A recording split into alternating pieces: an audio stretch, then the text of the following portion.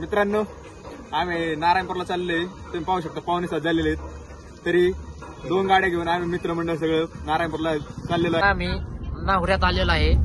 तर आमच्या गाडीत निलेश रायकर काका आणि गाडी चालक मालक रोहित ऋतिक रायकर आणि चॅनलचे मालक प्रवीण रायकर.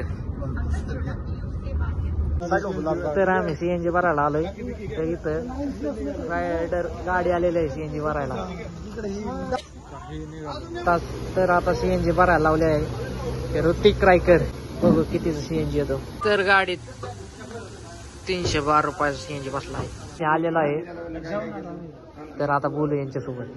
बोलाय तुमचे प्रत्येक काय नाही होत त्याला. होय आमच्याकडे असं बोलत